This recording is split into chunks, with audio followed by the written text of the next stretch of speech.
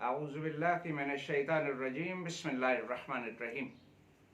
अल्हम्दुलिल्लाहि रब्बिल आलमीन वस्सलातु वस्सलामु अला अशरफिल मुरसलीन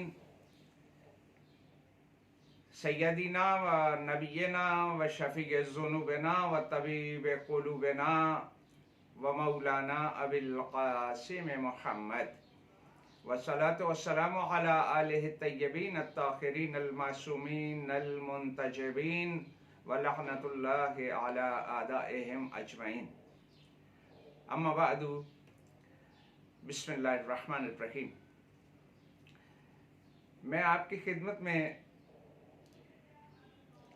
इसलिए हाजिर हुआ हूँ कि हम मुतवज्जे हों इस तरफ कि अल्लाह ने हमें इंसान बनाया है, और इंसान होना इंसान के लिए एक ऐसा शर्फ है जो किसी और मखलूक को हासिल नहीं है। अल्लाह ने अपने अनगिनत मखलूक में हमें अशरफुल मखलूकात करार दिया, और अशरफ होने के साथ साथ हम में ख़ता का इम्कान जो है वो मौजूद है। हमसे गुनाह भी सरजद हो सकता है, अल्लाह की मासियत हो सकती है, अपनी नासमझी की बुनियाद पे ऐसे नापसंदीदा कोई काम अंजाम दे सकते हैं। उसका हल क्या है कि अल्लाह की ज़ात ने, आप यूँ समझिए कि ये एक कमरा इम्तिहान है जिसके अंदर दुनिया में अल्लाह ने हमें भेजा है, और हम एक पर्चा जो है उसको हल कर रहे हैं, लेकिन उसकी गलतियां जो हैं उनको ठीक करना अभी हमारे अख्तियार में है, क्योंकि इस्तग़फ़ार का जो रेज़र है, रबड़ है, वो अभी हमारे हाथ में है। लेकिन अपनी गलती को वो बंदा दुरुस्त कर सकता है जो अपने पेपर को मुकर्रर पढ़ लेता है, लिखने के बाद पढ़ता है कि इसमें कोई गलती तो नहीं है, तो इस्तग़फ़ार के रबड़ से उसको मिटा दे और अपनी गलती को दुरुस्त कर ले। बस वो तौबा जो है वो क्या है? अल्लाह की ज़ात ने इतनी इंसान को रियायत दी है कि अगर वो गुनाह करने के बाद तौबा कर लेता है तो फौरन अल्लाह उसकी तौबा को कबूल कर लेता है। लेकिन तौबा है क्या? तौबा दो चार मरतबा ऐसे अपने कान पकड़ के खींचने का नाम नहीं। तौबा सच्चे दिल से इस बात का इकरार करना अपने परवरदिगार के सामने, शर्मिंदगी और उस गुनाह का इकरार कि परवरदिगार मैं बहुत पछता रहा हूँ, तूने मुझे अशरफुल मखलूकात बनाया, मुझसे यह गलती सरजद हो गई, मैं तुझसे माफ़ी मांगता हूँ। और हर इंसान की ज़िंदगी में एक लम्हा ऐसा आता है कि इंसान की तकदीर को बदल देता है और इंसान की तौबा उस लम्हे में कबूल हो जाती। मैं इसकी मिसाल एक छोटे से वाक़े से आपकी खिदमत में अर्ज़ करूँ और उसके बाद मैं आपकी ज़हमत को तमाम करता हूँ कि आसमान विलायत के 7वें ताजदार हज़रत इमाम मूसा काज़िम अलैहिस्सलातु वस्सलाम का दौर है, और इमाम को बगदाद की एक गली से गुजरे हैं। उस गली के अंदर एक घर के सामने से गुजर रहे थे, तो उस घर का माहौल कुछ अच्छा नहीं था। उस घर से बहुत नापसंदीदा आवाज़ें इमाम के कानों पर पड़ी। यानी आप समझें कि कुछ गाने बजाने की जैसी आवाज़ें होती हैं और शीशों के खनकने की आवाज़ें। इमाम को बहुत इस बात का दुख हुआ, बहुत तकलीफ हुई। अभी गुजर रहे थे कि उसी घर से, अभी आवाज़ें सुन रहे थे, उसी घर से एक कनीज निकली घर का कचरा फेंकने के लिए गली में। तो इमाम ने उससे सवाल किया कि ये घर किसका घर है? उस वक़्त दो किस्म के लोग होते थे, या कोई किसी का गुलाम होता था या आज़ाद होता था। तो इमाम ने पूछा ये आज़ाद का घर है कि गुलाम का घर है? तो उस कनीज ने कहा कि ये मौला आज़ाद का घर है। सर दाह भर के फर्जंद रसूल फरमाते हैं, सच कहती हो, अगर ये किसी का गुलाम होता तो इसके घर का ये हाल ना होता। इतनी बात करके इमाम आगे बढ़े, वो कनीज घर दाखिल हुई। ये जिस शख्स का घर था इसका नाम बिशर था, बगदाद में रहता था।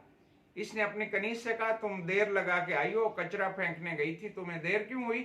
तो इसने कहा बस वक्त के इमाम गुजर रहे थे तो उन्होंने मुझसे पूछा, तो बस ये सवाल किया उन्होंने मुझसे। ये शख्स घबरा गया। बिशर, ये वो लम्हा था जो बिशर की ज़िंदगी को बदलने वाला था। बिशर एक कारपेट के ऊपर खड़ा है, इसने जूते नहीं पहने हुए, और हाथ में एक इसके तश्त था, उसके अंदर कुछ गिलास और बोतलें रखी हुई थी। اور اس قسم کے کاموں میں مشغول. جب اس کی کنیز نے کہا کہ امام گزر رہے تھے اور انہوں نے پوچھا کہ یہ کس کا گھر ہے, تو گھبرا کے کہتے ہیں تم نے کیا جواب دیا؟ میں نے کہا کہ یہ آزاد کا گھر ہے. اور مولا نے کہا کہ سچ کہتی ہو, یہ کسی غلام کا گھر ہوتا تو اس کے گھر کا یہ حال نہ ہوتا. بشر نے یہ سنا اور بشر کے ہاتھ سے وہ تشت گرا اور چکنا چور ہو گئے شیشے. اور بشر نے پوچھا کنیز سے کہ امام کس طرف جا رہے تھے؟ تو اس نے بتایا یہ گھر سے دوڑا ہے, اس نے جوتے نہیں پہنے, دوسرے موڑ پہ گلی کے جا کے امام کو پا لیا, اپنے آپ کو امام کے قدموں پہ گرا کے کہتا ہے کہ اے فرزند رسول, ابھی جس گھر کے سامنے سے آپ گزرے وہ مجھ بدبخت کا گھر ہے, کیا میری توبہ بھی قبول ہو سکتی ہے؟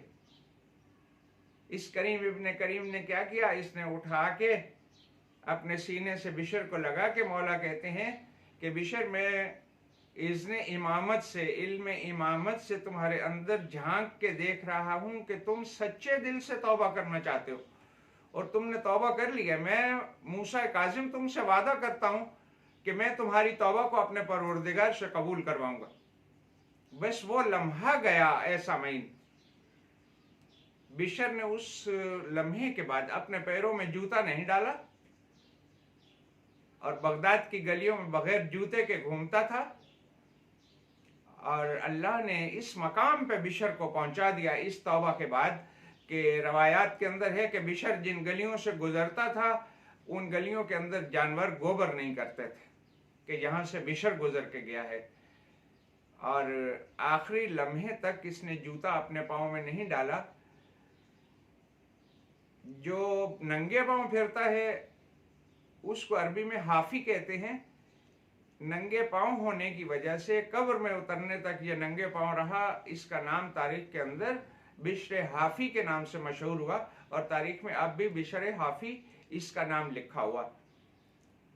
اللہ کی ذات نے اس کی توبہ کو ایسا قبول کیا اور معرفت کے ایسے مقام اور درجے پہ فائز کر دیا کہ جب لوگ بشر سے سوال کرتے تھے کہ تم جوتا کیوں نہیں ڈالتے, تو بشر انہیں جواب دیتا کہ یہ زمین جو ہے اللہ نے, میرے پروردگار نے انسانوں کے لیے فرش اور بچھونا قرار دیا ہے, اور جو فرش اللہ نے انسانوں کے لیے بچھایا ہے, بشر کی غیرت اس بات کی اجازت نہیں دیتی کہ اللہ کے بچھائے ہوئے فرش کے اوپر جوتے ڈال کے پھرا کرے. اللہ ہم سب کو ایسی توبہ کرنے کی توفیق عطا فرمائے. اللہ کی ذات ہمیں حقیقی معنوں میں پیغمبر اسلام کی سیرت پر عمل پیرا ہونے کی توفیق عطا فرمائے. والسلام علیکم ورحمۃ اللہ وبرکاتہ.